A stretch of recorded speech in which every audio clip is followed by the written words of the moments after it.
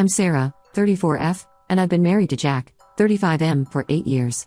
Our love story began in college. We were both studying engineering and bonded over late-night study sessions and shared dreams of building a life together. After graduation, we got married and settled in a small town where Jack landed a job as a long-haul truck driver. I found work as a project manager at a local construction firm, and we were excited to start our life together. 3 years into our marriage, we welcomed our son, Ethan, 7M. The pregnancy was difficult, and the delivery was even harder. I had severe complications that left me hospitalized for weeks after Ethan was born. Jack had to take extended leave from work to care for both of us. It was a challenging time, but it brought us closer together as we navigated new parenthood.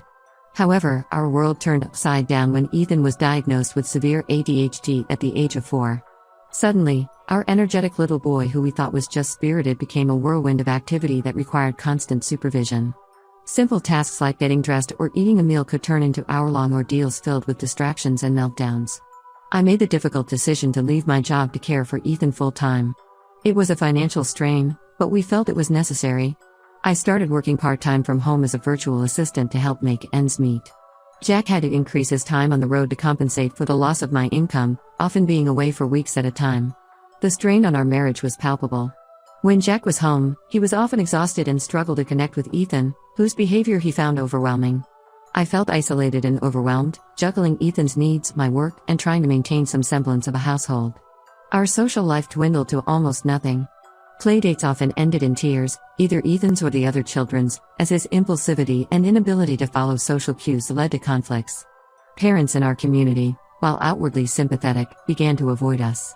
Even family gatherings became stressful events that we often chose to skip. It was during this challenging time that my sister Lisa, 38F, reached out after years of estrangement. Lisa and I had been close as children, but we drifted apart in our teens. She fell in with a rough crowd, dropped out of high school, and left home at 17. Over the years, I heard snippets about her life through our parents. She had 2 kids, Max, 14M, and Zoe, 10F, from different fathers who weren't in the picture. When Lisa called out of the blue, I was thrilled. We talked for hours, catching up on lost time. She spoke about her kids with such love, and I found myself envying the seemingly normal family life she described. We made plans for her to visit with the kids. The day of their visit arrived, and I was a bundle of nerves. I cleaned the house top to bottom, prepared Ethan as best I could for meeting new people, and even baked cookies, something I rarely had the energy to do anymore. When they arrived, I was shocked. Lisa looked much older than her 38 years, with a gaunt face and nervous demeanor. Max, at 14, seemed much older than his years, his eyes wary and protective as he ushered in his younger sister, Zoe. The little girl clung to her brother, her clothes slightly too small and her hair unbrushed. As the day progressed, the reality of their situation became clear. Lisa was jumpy and distracted, constantly checking her phone. Max took charge of getting Zoe a snack and making sure she was comfortable. When Ethan had a meltdown over sharing his toys, it was Max who stepped in with a calm demeanor, distracting Ethan with a new game while Zoe quietly cleaned up the scattered toys. That night, after they left, I couldn't sleep. The contrast between the family Lisa had described on the phone and the reality I'd seen was stark. I spent the next week trying to convince myself that I was overreacting, that maybe they were just having a bad day. But then Max called me. His voice was shaky as he asked if they could come over again. When I agreed, he hesitated before adding, "Can we stay the night?" Mom's not doing so good." That weekend, the truth came out. Lisa had been struggling with drug addiction for years. She would have periods of sobriety, during which she'd be the mother Max and Zoe deserved, but the relapses were becoming more frequent and severe. Max, at 14, was essentially raising Zoe while trying to keep up with school and cover for his mother's absences. I was devastated and angry at Lisa for putting her children through this, angry at myself for not knowing, for not being there. But mostly, I felt an overwhelming need to protect Max and Zoe. I spent the next week in a flurry of phone calls, to CPS, to lawyers, to Jack. Jack was on a long haul to the West Coast, and our conversations were brief and tense. He was sympathetic but wary, reminding me that we were already stretched thin with Ethan's needs. When CPS conducted their investigation and offered me emergency custody of Max and Zoe, I accepted without hesitation. It wasn't until after I'd signed the papers that the reality of what I'd done hit me. I'd made a life-changing decision without really consulting my husband. The next few weeks were a blur of adjustments. Max and Zoe settled into our spare room, enrolling in local schools. To my surprise, they formed a quick bond with Ethan. Max had a calm, patient way with him that seemed to soothe Ethan's more manic moments. Zoe, despite being only 10, had a nurturing spirit that drew Ethan to her. For the first time in years, I saw my son forming genuine friendships. The house was fuller, louder, but also happier. Yes, it was chaotic and challenging, but seeing the positive changes in Ethan, seeing Max and Zoe slowly relax and act like kids their age, it felt right. But my relationship with Jack was suffering.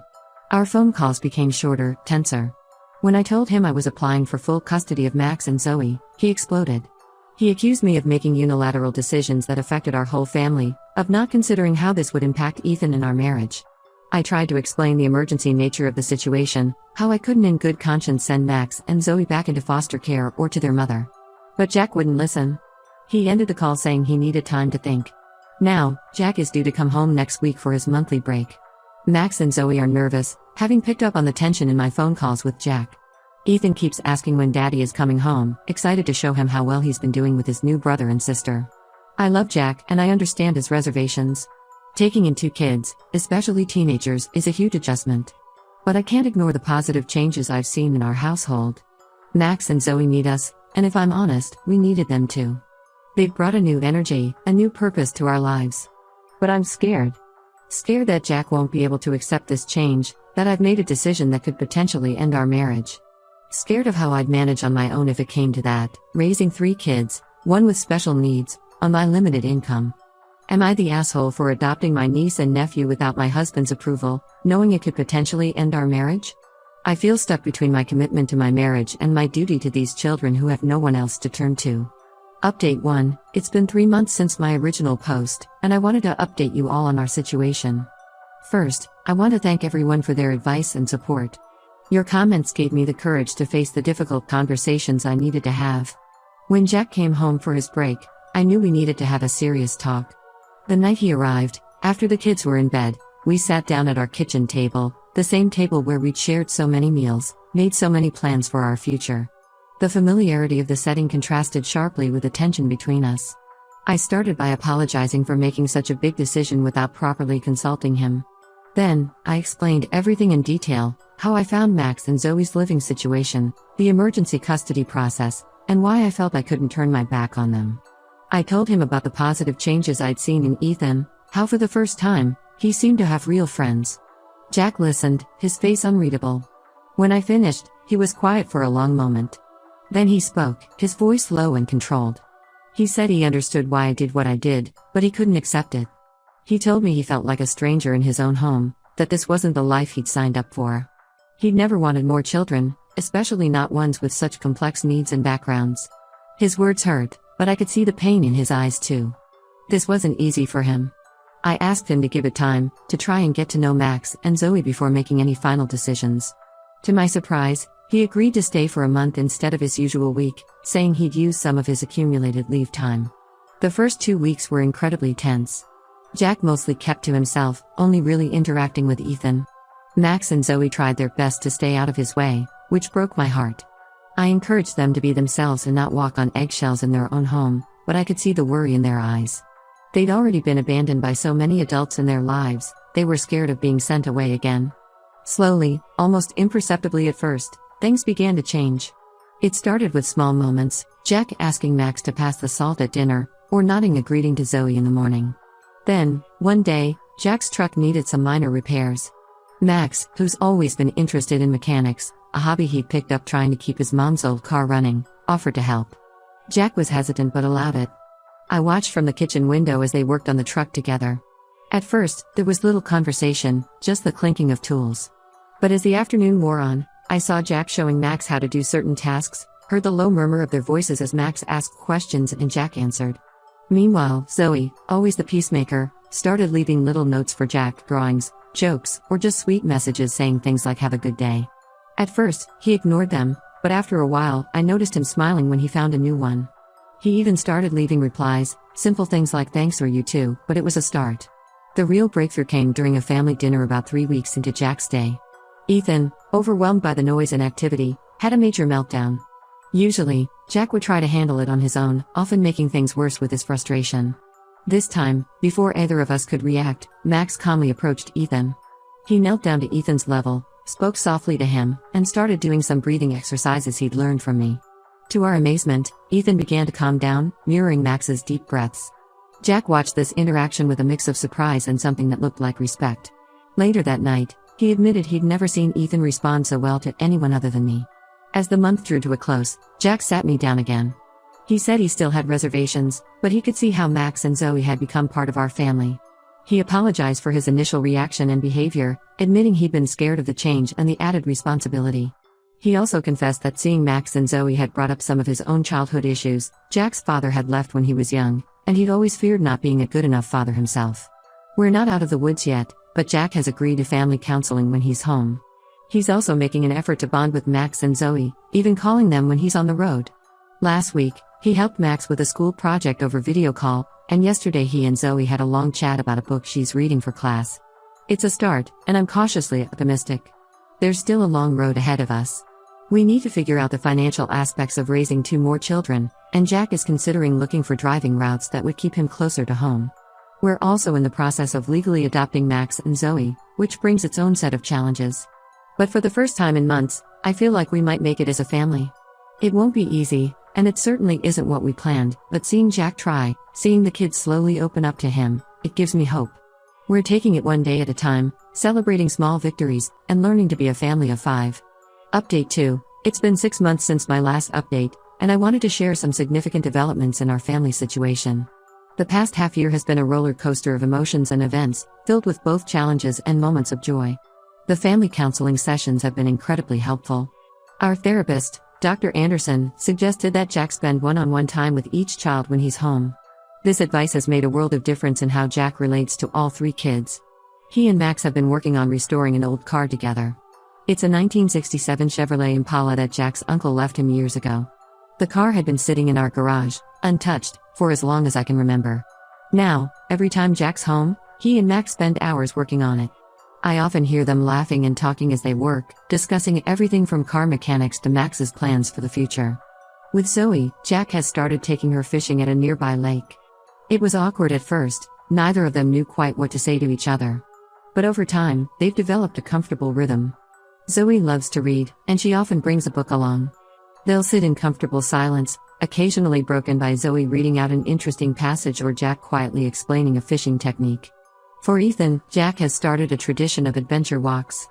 They explore the woods behind our house, collecting interesting rocks or leaves, and making up stories about imaginary creatures that might live there. It's beautiful to see how these walks have helped channel Ethan's energy in a positive way. However, not everything has been smooth sailing. About 2 months ago, Lisa, my sister and Max and Zoe's birth mother, showed up at our doorstep unannounced. I was in the middle of helping Ethan with his homework when I heard the knock. When I opened the door, I almost didn't recognize her. She looked healthier than the last time I'd seen her, her face fuller and her eyes clearer. Lisa claimed she was clean and wanted to reconnect with her children.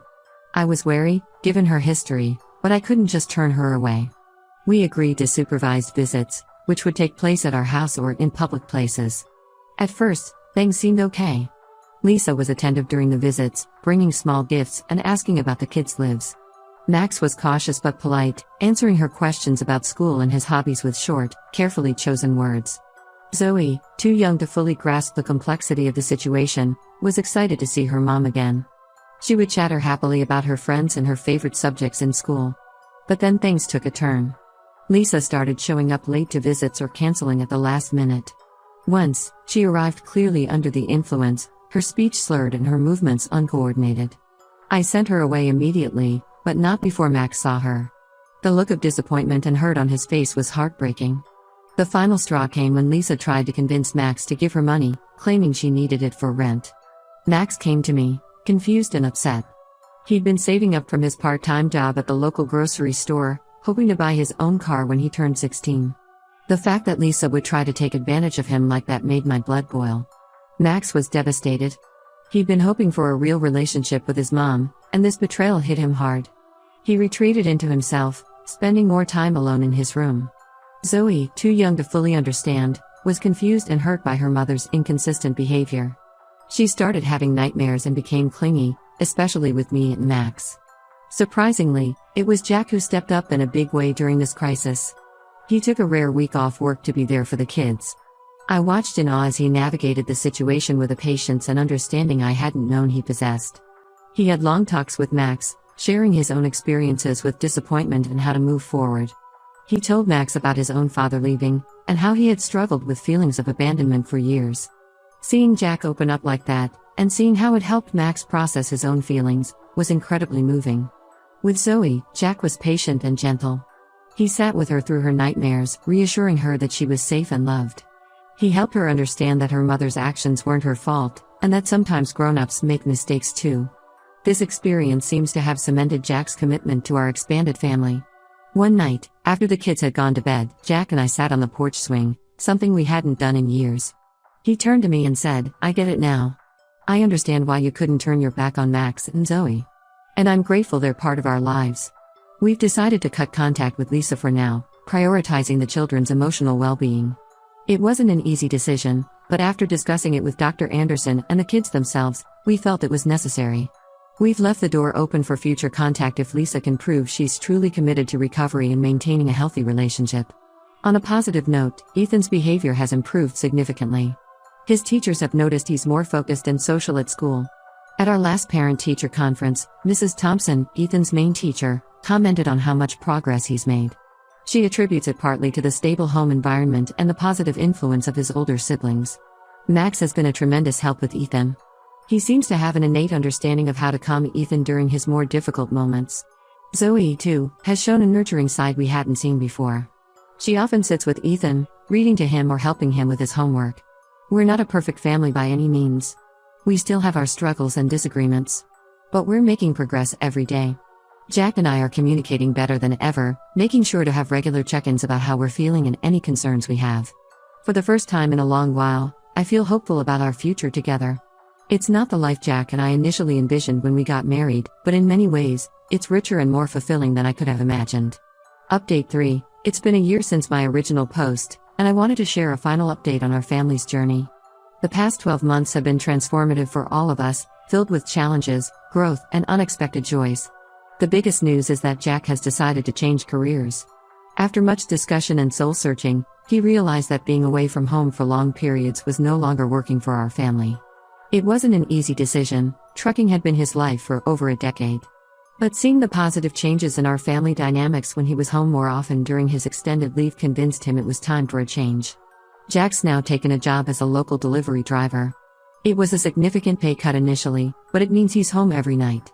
The transition hasn't been entirely smooth. Jack had to adjust to a new routine and the kids had to get used to having him around more consistently.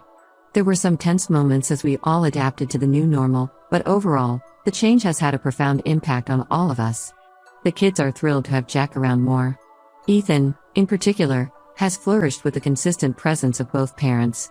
His ADHD symptoms, while still present, have become more manageable.